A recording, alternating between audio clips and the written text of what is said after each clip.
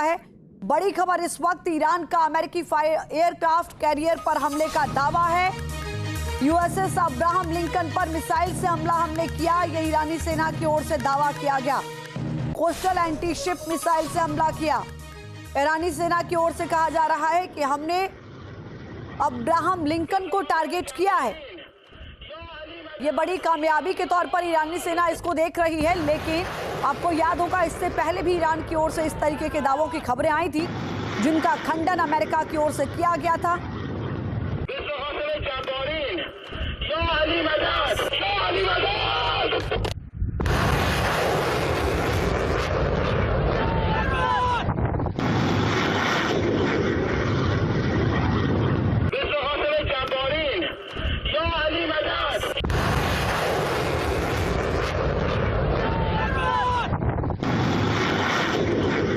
और इसी बीच एक बड़ी खबर आपको बता दें, इजराइल पर ईरान के हमलों की नई लहर सामने आई। ईरान ने इजराइल पर खैबर शेकान मिसाइल से हमला किया है। ईरानी मीडिया फास्ट न्यूज के हवाले से यह खबर सामने आई है। ईरानी सेना ने हमले का वीडियो जारी किया है। ये बड़ी खबर इस वक्त आपको बता दें, ईरान की ओर से इन वीडियो जारी के जरिए ये बताने की कोशिश हो रही है, एक और जहां मनोबल की जो लड़ाई सबसे ज्यादा रहती है इस बीच, वो यहाँ पर हाई दिखाने की कोशिश हो रही है ईरानी सेना की ओर से भी। ईरानी मीडिया फास्ट न्यूज़ के हवाले से ये वीडियो और ये खबर सामने आई है, जिसमें ये बताया गया है कि ईरान की ओर से इजराइल पर नए हमले की लहर सामने आई, जिसमें शेकान मिसाइल का खैबर शेकान मिसाइल का इस्तेमाल किया गया है ईरान की ओर से। अमेरिकी पत्रकार रयान ग्रिम का बड़ा दावा सामने आया। इस बीच एक बड़ी जानकारी आपको दे दें, यूएई में अमेरिकी पैट्रियट एयर डिफेंस साइट पर हमला किया गया है। ईरान ने पैट्रियट एयर डिफेंस साइट पर हमला किया है, ये जानकारी निकलकर सामने आई है। यूएई में जो अमेरिका का पैट्रियट एयर डिफेंस साइट है, उसको ईरान की ओर से टारगेट किया गया है। कई ऐसे एयरबेस जिनको खाली करने के लिए भी अमेरिका की ओर से कहा गया है, वहां से सैनिकों को हटाने की बात भी सामने आई थी। जो खबरें आई उसके मुताबिक बगदाद में अमेरिकी सेना के बेस पर हमला किया गया है। विक्टोरिया बेस पर ईरान का ड्रोन हमला हुआ है। विक्टोरिया बेस के सी-रैम सिस्टम पर हमला किया गया। ईरानी मीडिया के मुताबिक हमले के बाद अमेरिकी बेस के वेयरहाउस में आग लगी है, जिससे भारी तबाही की खबर है। यानी ईरान स्पष्ट तौर पर यह मैसेज दे रहा है कि हम भारी नुकसान पहुंचा रहे हैं उन एयरबेस पर अमेरिका को, जो मिडिल ईस्ट के आसपास मौजूद है। बड़ी खबर यह है कि इराक के इरबिल में ईरान का ड्रोन हमला हुआ। इरबिल में होटल पर ड्रोन हमला किया गया। तेहरान टाइम्स से जानकारी सामने आई है, जिसमें कहा गया कि उस होटल में अमेरिकी सैनिकों के होने की खबर मिली थी, जिसके बाद ईरान ने होटल को टारगेट किया। इससे पहले अबू धाबी और दुबई में भी उन होटल को टारगेट करने की ईरान ने बात कही थी। आपको याद होगा दुबई में 7 स्टार होटल जिसको टारगेट किया गया था, और वजह यह बताई थी ईरान ने कि यहां अमेरिकी अधिकारियों के होने की जानकारी मिली, लिहाजा हमने यहां हमला किया। एक और बड़ी खबर आपको बता दें, इरबिल में रहने वाले अपने सैनिकों को अमेरिका की एडवाइजरी, यूएस सैनिकों को इरबिल में होटल को तुरंत छोड़ने का निर्देश। ये बड़ी खबर इस वक्त आपको बता दें, ईरान इरबिल में अमेरिकियों को टारगेट कर रहा है, जिसको देखते हुए अमेरिका ने ये गाइडलाइन जारी की है। तो मिडिल ईस्ट की जंग में आखिर क्या होने वाला है आने वाले वक्त में? क्या ईरान की मिसाइलों की काट ढूंढ पाएगा अमेरिका? ईरान के हथियारों की मिस्ट्री क्या है? क्या मिसाइल के जरिए ईरान युद्ध को लंबा खींचने में कामयाब हो पाएगा? ईरान के मिसाइल चक्रव्यूह को तोड़ पाना क्यों मुश्किल हो रहा है अमेरिका और इजराइल के लिए? देखिए रिपोर्ट।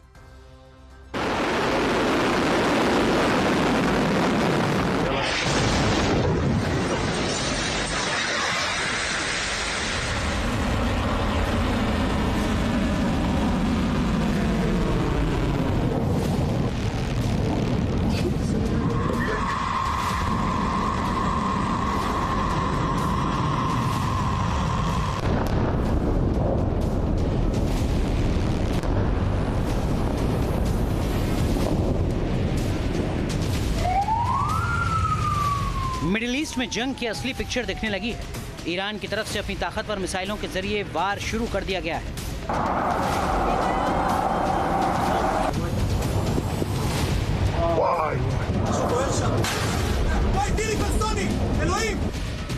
खौफनाक ईरानी मिसाइल, दहल रहा इजराइल।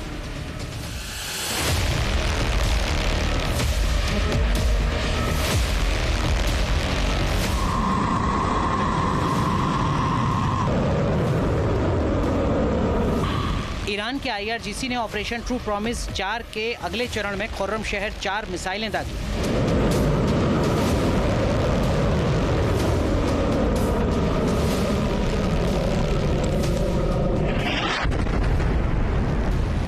एक टन वॉरहेड वाली ये मिसाइलें सुबह तेल अवीव के बीचों बीच बेन गुरियन एयरपोर्ट और इजरायली एयरफोर्स बेस पर गिरी।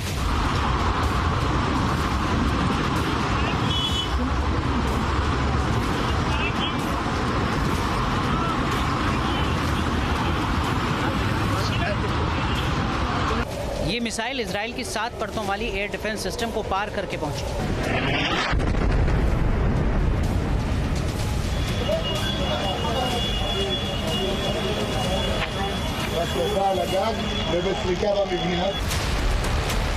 ईरानी मिसाइलों का जाल, क्यों फेल हुआ इजराइल का सुरक्षा ढाल?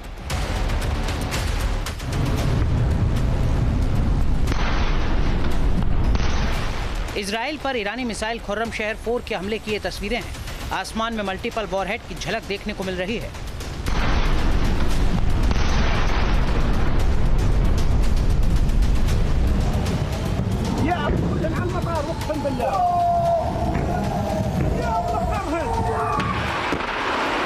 IRGC ने मिसाइलों को या हसन इब्न अली कोड नेम के तहत लॉन्च किया।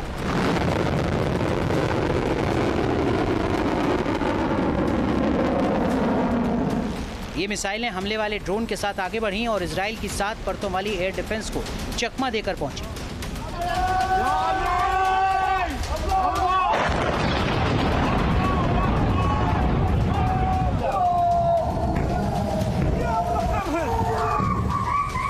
खुर्रम शहर 4 से हमला मिडिल ईस्ट की जंग में ये अहम मोड़ है। खुर्रम शहर 4 मिसाइल की मारक क्षमता लगभग 2000 किलोमीटर तक बताई जाती है। यह 1500 किलोग्राम तक का भारी वॉरहेड ले जाने में सक्षम है। तकनीकी रूप से ये मिसाइल हाइपरसोनिक गति हासिल कर सकती है। पृथ्वी के वायुमंडल के बाहर इसकी रफ्तार मैक 16 तक पहुंचती है, जबकि री एंट्री के दौरान भी ये लगभग मैक 8 की गति बनाए रखती है। इतनी तेज रफ्तार की वजह से दुश्मन की वायु रक्षा प्रणालियों के पास प्रतिक्रिया का समय बेहद सीमित रह जाता है। खुर्रम शहर 4 मिसाइल का इस्तेमाल इस जंग में बेहद अहम बताया जा रहा है।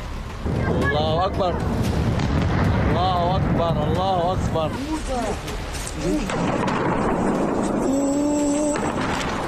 खुर्रम शहर 4 मिसाइल का इस्तेमाल सबूत है कि मिडिल ईस्ट की जंग अब बेहद अहम फेज में है।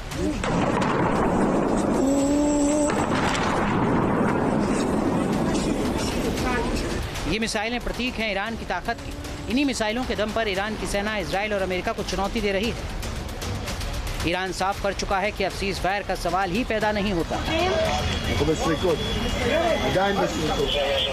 We are not asking for a ceasefire, and we don't see any reason why we should negotiate with the US when we negotiated with them twice, and every time they attacked us at the middle of negotiations. So there is no request for a ceasefire by us, and there is no request for the negotiation with the US from us. We have never sent any messages to them. IRGC ने कहा है कि Iran की सेना के अलग अलग हिस्सों ने मिलकर अमेरिका और इजराइल के खिलाफ जबरदस्त तैयारी की है। अब युद्ध कई मोर्चों पर चल रहा है।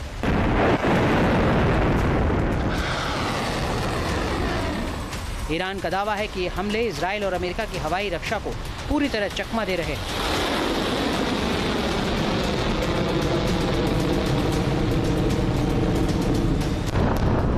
मिसाइल हमले से पूरा मध्य पूर्व फिर से तनाव में आ गया है।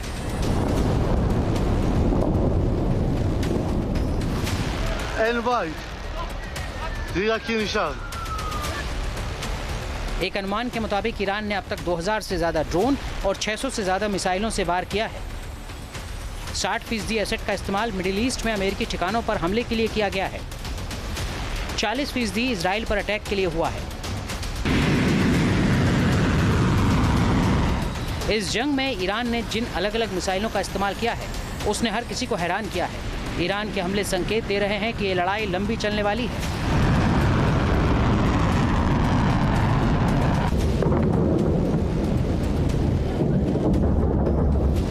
वायु शक्ति में ईरान इजराइल और अमेरिका के आगे कहीं नहीं टिकता, लेकिन उसके पास मिसाइलों का ऐसा जखीरा मौजूद है जो महाविनाश ला सकता है।